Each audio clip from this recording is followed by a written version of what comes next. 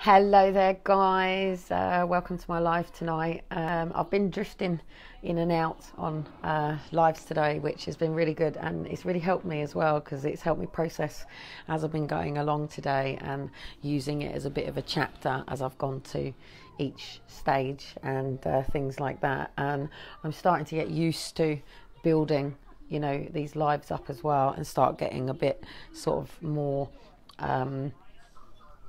on it. But as you'll know, I'm sort of dealing with my own life getting back together as well, and obviously bringing my family back since Aaron and Faith were taken. And to those that obviously have followed my story and know that I'm a mother of 7 children, and it was just Aaron and Faith that were taken by the state. But as I said on a live today, Aaron and Faith being taken from me didn't just affect me. I can take these off because they're not actually on, but I know that my mic works better on the sound if I've got them plugged in. So I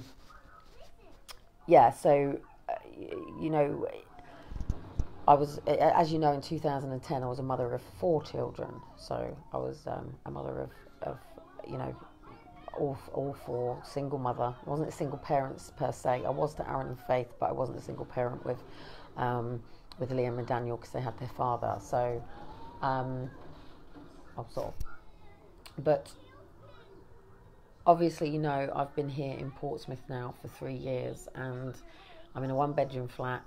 And it was already so challenging with me and Dean being in a 1-bedroom flat, not because of not getting on, but just things like the fact that he's a DJ and he listens to music and, getting a verbatim on us, and all these little challenges, and dealing with, as you saw on my live last night, I actually showed you around my live and my where I live and things like that, my FEMA camp. And I think people are starting to understand why you're not looking at a director of Step Up Britain and founder of Forced Adoption Exposed and all of that, who's sitting in this high-class bloody office, state-of-the-art office, and has PRs and PAs and media and all this sort of stuff. The reality is I'm a mother who had 4 children, who fell out of private rental. I didn't fall out of social housing. I'd fallen out of private rental. I'd gone from mortgage and marriage to private rental, so I hadn't even gone into social housing.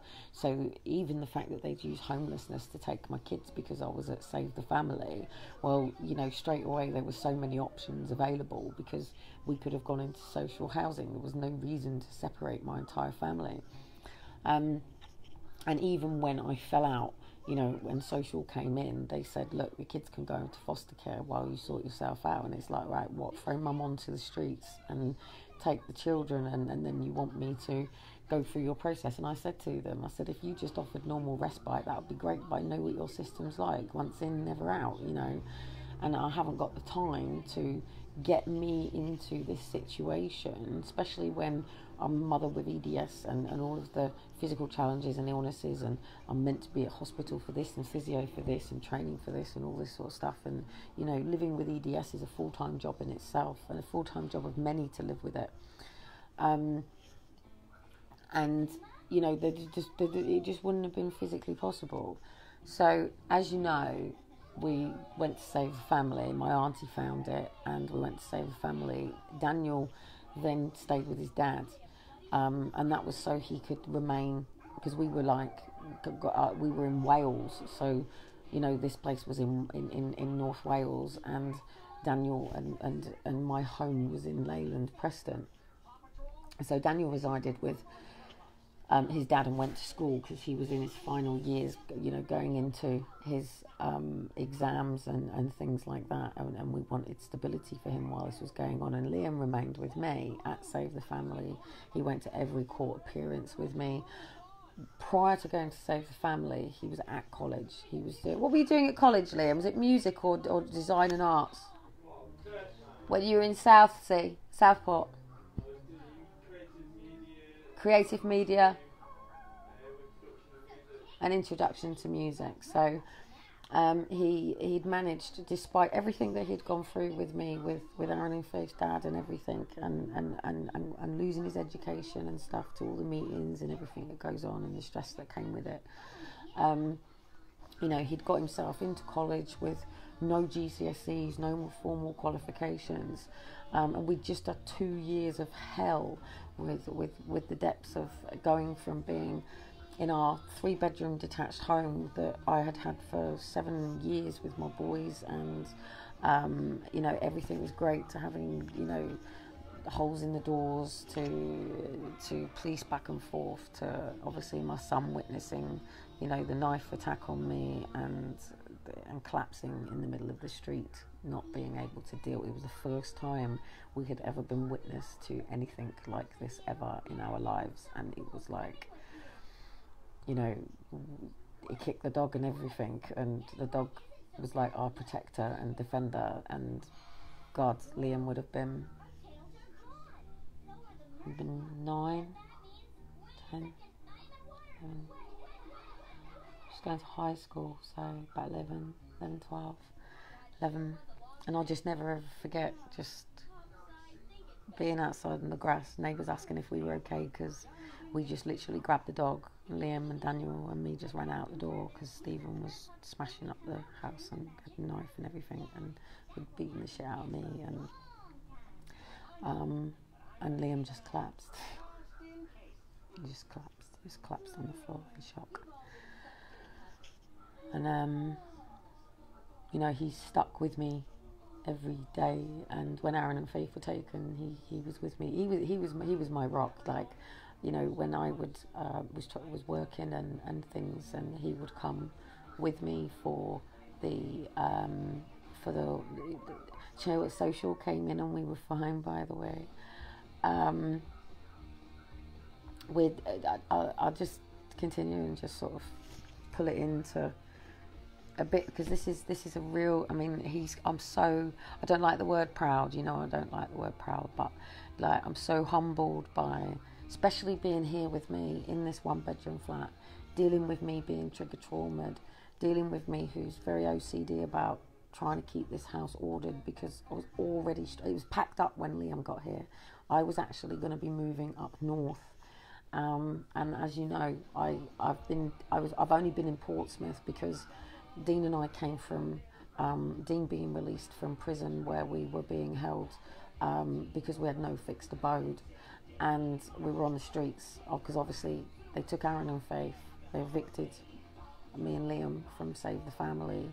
We left with a black bin liner and the rest of our property there, got a train to Jason's, as you know, my friend Jason, and then Jason was going to help me get the rest of my stuff. So twice we lost all of the content of our house. So when in Leyland we went to an interim property, and because I was self-employed, I couldn't get all the normal help that people on benefits get, and I was literally sitting there day in, day out trying to design websites. I didn't know what a domain was, I didn't know what hosting was.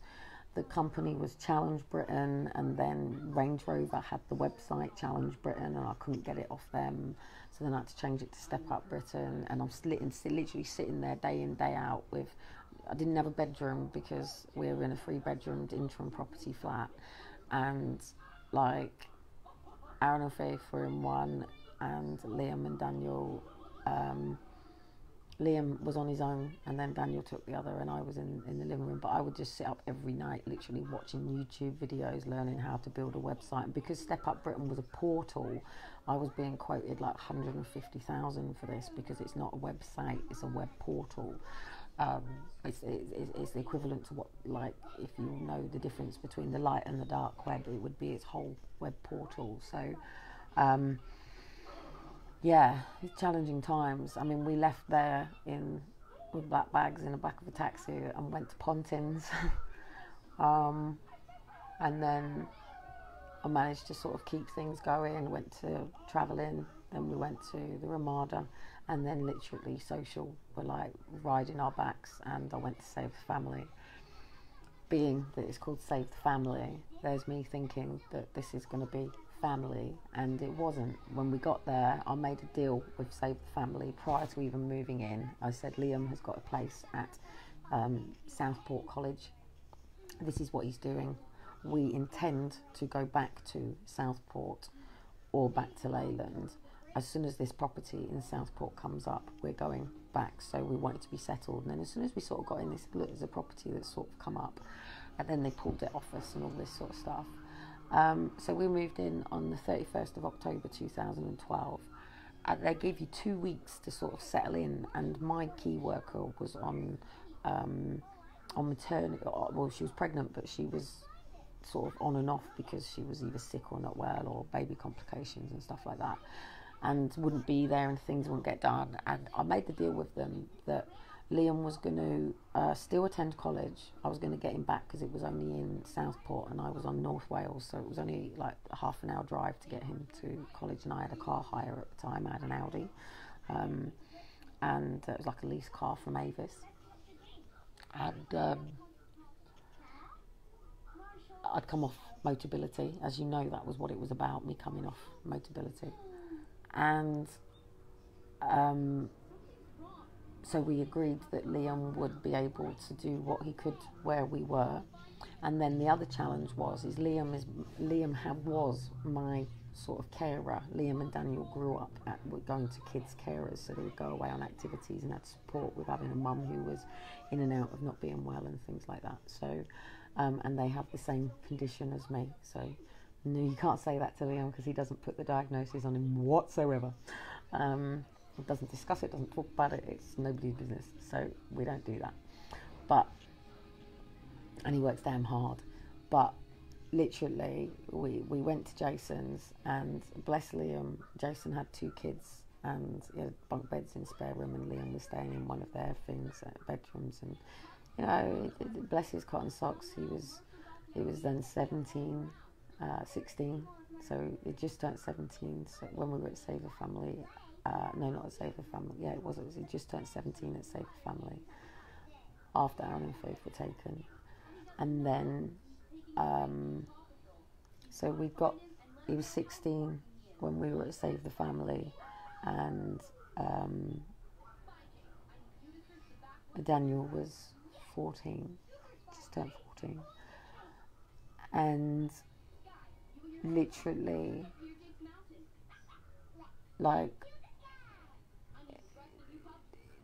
he'd managed to get the college placement to continue, but he lost his one at Southport that didn't help him with the transfer, so he'd got into a local one there just to get things done and maintain. And actually, the day Aaron and Faith were taken, Liam had actually gone to his first maths class sort of thing because he didn't have his GCSEs, so he'd lost all of his music and everything. He was just doing basic maths and English at Save the Family with a few youth activities, and with me he was part of the Knowledge to Action with Tony Robbins network and things like that, so he was with all of my network from Success Resources. He was with the youth programs and all of that sort of stuff, and Daniel used to submit his schoolwork, you know, writing about Richard Branson and all this sort of stuff, and interviewing people that I was crewing for, hosting for, looking after, or mentored by, or stuff like that. So he'd come down to when we would do the interviews with them, and they would sit in the chair and Daniel would sit and, you know, write notes and things like that when we were getting them ready to go into the green room for their interview. And I would interview everybody, do you know what I mean? So, well, I didn't do the interviewing, but I was there for the pushing them through and blagging it as well, do you know what I mean? That's, you know, how you blag it, completely sort of just get yourself straight in there and then. So, but, you know, Liam literally, you know, when I would go there, you know, when I had to work, Liam would take Aaron and Faith off. And I used to have to work once a month, where I used to have to attend what's called like network meetings and stuff, and he would always have Aaron and Faith for me, or he'd come with me and go and chill with them and things. So, you know, he really was just an absolute rock. So, but then Liam had to watch. He come home from college on the 13th of December. And he watched his mum walk in through the front door and just collapse on the floor, sobbing her eyes out, and he's going, "Where's Aaron and Faith?" I'm going, "They've gone." And he's come, "Where's Aaron and Faith?" And he's ran out the door, he's seen the policeman, and he's gone up to this policeman, he's gone, "Where's Aaron and Faith? Where's my brother and sister?" And he's just said, "Look, we're just letting the situation calm down, they're coming back tomorrow." I've just realised my son's actually watching. I don't think my son's ever watched me do a live before. Sorry, trigger trauma and all of that, healing and everything. So, literally the policeman said to him that he's fine, just calming it all down, and they're back tomorrow. Me and Liam haven't really talked about this stuff. It's a bit difficult to talk about Aaron and Faith because it creates a lot of emotions. This is a lot of healing for me and Liam while we're doing this. So thanks for being with us and supporting us through, this journey. And thanks for being here for me and supporting me through these roller coaster emotions. And this really helps me get things out and deal with it, because otherwise I just get overwhelmed and I turn into this banshee that talks out loud and rants and gets, like, even when I go roller skating, I'll shoot the police station, you know what I mean, and call them a bunch of fucking cunts, and I have a war with them out in, when I say I'm going to war, I'm like, literally, I've got my roller skates on, and I have a song that I play to that actually has the machine gun going off in the background, and I'll shoot the police station. I love it. It gets so much out. How they expect any human being to cope with the level of trauma of not knowing where your child is. Even today, I was talking to this mum who's pregnant, and she's watching Elijah and Shiloh as they're running around near where the fisherman's coast is, and she's like, "Oh my goodness, I'm going to have grey hair having this baby, and it's so nerve-wracking, what if they fall in the water," and all this sort of stuff. And she's like, "Oh my goodness, is this what we're going to go through?" And I was like, yes, anxiety all the time, but your kids are just one step away from a really severe accident, and if you're not watching and you're not there, then and ultimately you've got to live with that grief that I always used to have this horrible fear that I would lose Liam at 21, because I did Joe Medforth's funeral and they also lost, their previous son, and I had this horrendous fear in my mind that, oh my goodness, what if I lost my son, and my son having to watch me as well, because, he watched me slide down that wall, and I remember it. I remember it like it was now, like literally just coming in and just falling against the wall, and and once we were into it as well, because obviously Aaron and Faith didn't come back the next day, I got a phone call and said, "Be at court in 45 minutes," and it was like, whoa, like, what the fuck? And Liam's like, "What the fuck, what's going on?" And he was with me. He was with me for those 26 weeks, mate. He was with me. He did not leave my side. He might have gone and sat with our neighbour and played on an Xbox game, but he did not leave my side, and he didn't leave Aaron and Faith's side as well, because every college day they were cunts. I told them at every meeting, "Look, Liam is in college, mate. You're making contact arrangements when he's in college. Can we not sit down and look at the timetable of all my kids?" And they kept saying that this is about Aaron and Faith. Liam and Daniel don't come into consideration in this. So, they didn't take into Daniel in doing his GCSEs into consideration. They didn't take Liam into consideration. The fact that, I can remember Liam coming across the road in Pontins, like, because he'd got into college. He'd literally just, we were in Pontins, mate. We were living in Pontins,